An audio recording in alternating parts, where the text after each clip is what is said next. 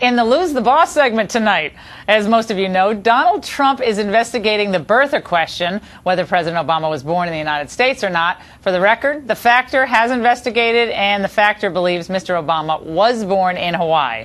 Yesterday, President Obama was asked about the matter.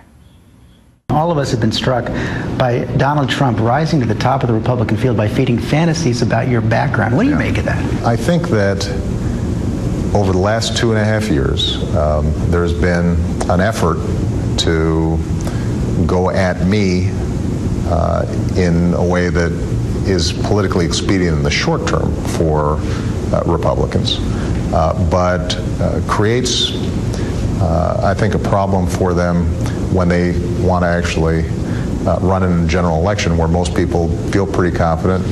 The president was born where he says he was, in Hawaii. He doesn't have horns. Now, some folks are starting to wonder if Donald Trump would be good or bad for the GOP, especially after hearing him say stuff like this back in 2008 about then-President-elect Obama. I think he has a chance to go down as a great president. Now, if he's not a great president, this country's in serious trouble. I think he's going to lead through consensus. It's not going to be just a bull run like Bush did. He just did whatever the hell he wanted. He'd go into a country, attack Iraq, which had nothing to do with the World Trade Center, and just do it because he wanted to do it. Asked if he ever thought he'd see an African-American president in his lifetime, Trump answered, They always said 100 years before a black man or woman could have been elected president.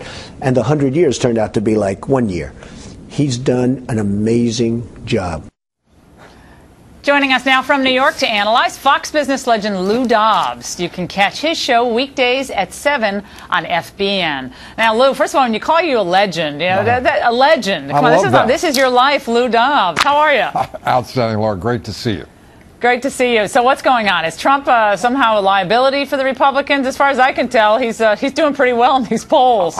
He's doing great in these polls, as you suggest, Laura. And furthermore, I think he's great for the Republican Party. There are a bunch of folks who want to be so overwhelmingly earnest about all of this. He's bringing life. He's bringing vitality to a lineup of folks who ultimately want to run for that nomination in the Republican Party. I see that as nothing but good. And positive. Now, doesn't Trump kind of, even though he's obviously incredibly wealthy, right, big, has a big business empire, media empire now, he comes across as kind of like a normal guy in conversation, right? He's like, Obama's a disaster when he was on my radio show. I mean, I'm howling laughing because it's kind of the way I talk with my friends. Well, but so I think he's getting known as much for that and his views on China. You and I have talked about China so much over the years. Right. He's talking about issues that no one else is talking about. And should be talking about this. Donald Trump, whatever else one thinks of him, whether or not one supports him or doesn't for the Republican nomination, here's a guy saying straight up that somebody in this administration, preferably the president, should be talking directly to the Saudis, saying, we've had a belly full of OPEC raising gas prices and oil prices, and it's just not going to work anymore, and you're going to have to deal with that. This is the way a president should be thinking, if not speaking. You can be as colorful as you want if you're president or not, but the effective policy has to be powerful. Right now, this president talked about an energy policy 5 weeks ago. All we've seen is gasoline rise in price, crude oil rise in price, and the American working man and woman in this is simply carrying OPEC on their back.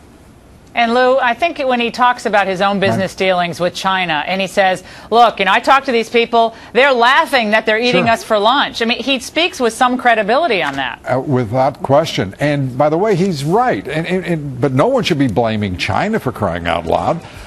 They should be blaming the United States. Timothy Geithner goes over to Beijing and whines about the Chinese currency being pegged to the dollar.